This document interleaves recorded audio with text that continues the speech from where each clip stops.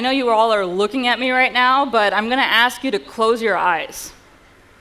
Close your eyes and picture your idol. We all have one, right? Someone we really deeply respect and look up to. I know I have one. Mine is in Italy, and her name is Alice Rohrwacher. So picture your idol and think about if you met them, what would that day be like? What would you be saying to them? How would you behave? Would you be thinking about getting an autograph or impressing them? Would you be in awe of them? Or would you be standing on the side and watching them command the room? Now open your eyes. In your vision, who was in the spotlight, you or your idol? For most of us, it's our idols. But my question for you is this: if we can't be in the spotlight in our own imagination, then how do we expect to step into it in real life? I know how it is with idols, right? We always look upwards. We try to copy them. We try really hard to be like them. But we never once consider that we can also be in the same race as them. Why not? Because in today's day and age, it's become easier to share the spotlight than to make our own. If Tarantino, the famous director Quentin Tarantino, thought, I want to be like Spielberg, and Spielberg thought, you know what, I'd like to be like Tarantino, then we would neither have a Tarantino nor a Spielberg, and thank God we have both. So the first lesson in building a legacy that no one can steal from you is making your own spotlight, and that begins in silence. One of the most silent places I know in the whole world is Afghanistan. Yes, Afghanistan, and I'll tell you why. 4 years ago, the American troops withdrew from Afghanistan, and I remember thinking, the ninth circle of hell is about to resume for Afghan women. There was this image that used to play in my mind on a loop every single night. It was the image of a girl in the back of a pickup truck. She's sitting there, and that truck is taking her away, and she has this blank expression on her face, the expression of someone who's accepted their fate. And as she moves away from her home and her parents, her mom and dad stand at the gate frozen, not being able to do a thing. It's a triangle of unexpressed pain. That girl had no option but to live in silence. For weeks and months, this image tugged at my heart, and I knew I had to write something, I had to write a story, I had to make a film. So I began my research, and that started in Delhi, where I found an Afghan refugee who later went on to become my research assistant. Her name was Shama. Shama's brother worked in Kabul at a hospital, and he told me something that would change my life. He said that every other day at that hospital, I see a woman. She's a Hazara woman, and she comes looking for a buyer to buy her daughter for $20. $20. That's the spare change in the cup holder of my car. So we gathered a bunch of money, we sent it to Shama's brother, who told that lady, I'm gonna come to your house tonight. And when he did, he came in and he swung open that door. There she was in the corner, that little girl, hiding. As soon as she saw this man, she got up and she darted to the other corner, and then back again. Where could you run? The way he described it to me, I'll never forget. He said, it was like looking at a bird trapped in a cage that kept fluttering around. He finally told her, I'm not here to buy you, I'm just here to give you this money. Please keep it. Later on, he told me what that girl said. She said, I know every day that my mom went out, I know that she was looking for someone to buy me. So every day that she used to go out, you know what I did? I prayed, I prayed really hard to God that please don't let my mom come back home with a buyer today. And every day, God listened to my prayers. But then one day, my mom made me wear a very nice dress. And that day, I knew that someone was coming to get me. She thought God had forsaken her.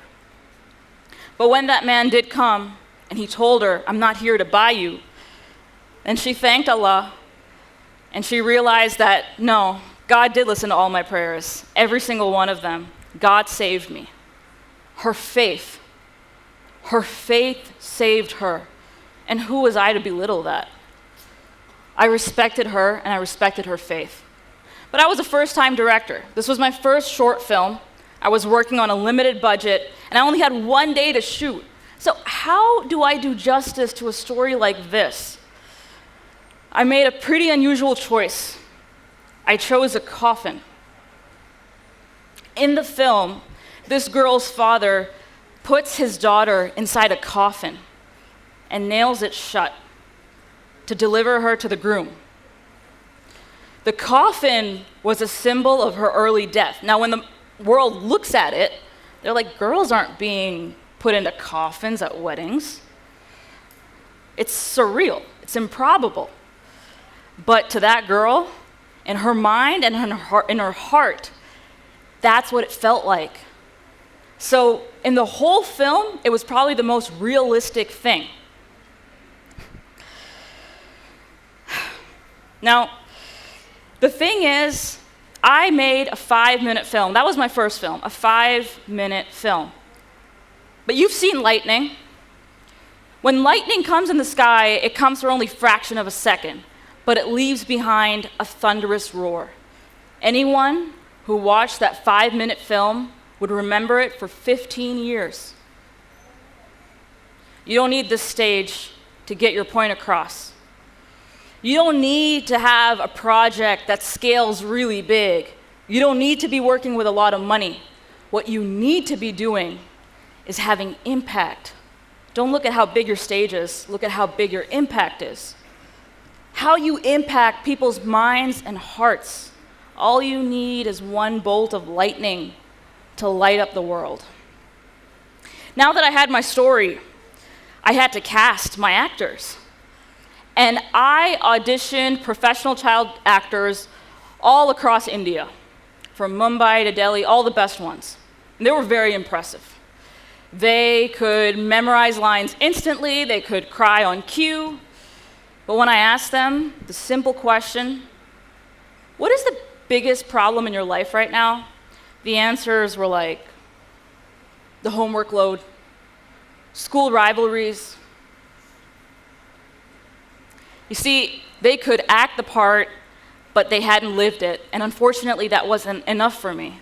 So I did something that was so radical and strange that people were just not going to support this choice. I decided to cast actual Afghan refugees. They had never seen a film set in their life, nor had they ever set foot in front of a film camera. But they all shared the same thing, a living, deep hatred of the Taliban. So I decided to cast them. And the thing was, how are we going to train them to act? We approached a lot of acting coaches, and a lot of them refused to come on. But there was one coach that said yes, and in 5 days, we trained this cast of refugees to be in the film. And it was a remarkable transformation. I mean, they were rigid, they were uncomfortable expressing their emotions, and they had broken that wall down. They had broken down the hierarchies, and they actually began to see each other. The woman who plays Rihanna's mother in the film said that she was able to finally face all kinds of memories she had buried in her childhood. And the man who played Rihanna's father, he said, I can never go back to my country again. So I said, why would you take that risk? Why would you want to take that risk if you can't go back to your country for a small, like a short film? So he said, I can't pick up a gun. I can't go fight with the Taliban. This will give me a voice, and I have to use it. And that was enough for me. You see, sometimes being naive pays off. When you're naive, you think that you can achieve anything, that there's nothing that's too hard for you. And that is what causes you to take risks that matter. So I took those risks. I was naive, but it helped. And one of the things that came out of that, a few months later, we had no idea that this strange little film would be going anywhere, but it did. It ended up in LA's iconic TCL Chinese Theater at the Oscar qualifying Dances with Films Festival. And it was a huge celebration for my cast and for their families and everyone. I remember sitting in that audience when the movie was over, no one clapped. There was no applause for an entire 10 seconds, because people were still trying to process what they just saw. My publicist came to me and said that there was a famous Hollywood producer who wanted to meet me after watching this film. So the next morning I went to his office, and the first thing he says to me, "I can't believe girls are being sold in coffins." And I quickly corrected him. I was like, no, that's not the case. The coffin was symbolic. And I proceeded by telling him about my further plans. I wanted to make a feature film on this subject about a 15-year-old girl whose father was going to sell her to the Taliban on the eve of her birthday. And when she finds out, how she spends those final 24 hours. So he asks me, what saves her? Is she saved? I said, yes, she is. She's saved by her faith. And that's when I lost him. He said, that's not really realistic. It would be more realistic if American troops came in and saved the girl. And then he proceeded by asking me about the budget and what it would take to make this film, and that's when he lost me. Because you see, making a film is like sailing a ship. The people on that ship have to have faith on your journey. Because if your ship takes a hit, and it will, you don't need people's money, you need their faith. So I turned away from that opportunity. Could it have been a big break for me? Could it have been an early entry into the industry? Yes, if I changed my story. But the thing about me is I associate myself with my stories. So if you disrespect my story, you disrespect me. And the lesson that I learned that day is sometimes it's better to stay in the silence a little while longer than to step into the wrong spotlight. You see, I realized today that the only thing I want to chase are fires. Fires that everyone else is running away from, that's where I want to go. We talk about silence to spotlight. Well, let's go further than silence. Let's go into darkness. That's where I want to go. That's where my stories live, forgotten. The thing is, we all want to be remembered for something. But how do you do that? How do you make your own legacy? How do you be unique in your own way? It's not under someone else's shadow. I remember as a kid, I always liked to go second. Number 2 was my favorite number because number 1 usually made a fool of himself, and number 2 could learn the mistakes of number 1 and do it better. But what I didn't know was better might have been better, but wasn't my way. So go first, always. Even if you're scared, even if there's no one to copy, no one to follow, go first. Make a fool of yourself, who cares? The point is, find what you're scared of and do that thing, because it's an automatic win. You know how? Because when you do it, you've overcome your fear, and you've automatically won.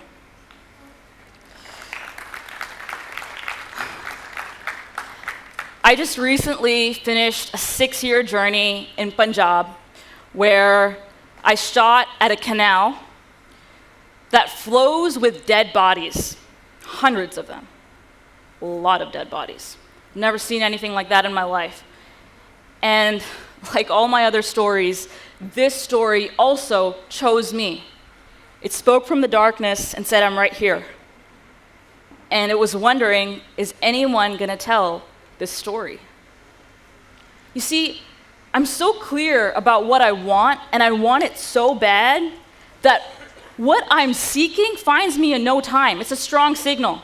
So be very clear in your vision, and your work will choose you. Maybe I didn't change the whole world, but for a few people, I changed their whole world. And the point is, when you get the spotlight, make it your own. So what happens is, when you get your spotlight, you want to make sure that it's yours. This stage right here that I'm standing on, this is not my spotlight.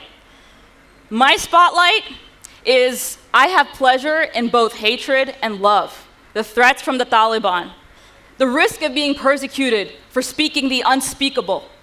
Maybe my spotlight looks a little bit like jail. Find what your spotlight looks like and make it so uniquely yours that even when you walk away, even when you're gone, it stays lit in your memory. Thank you.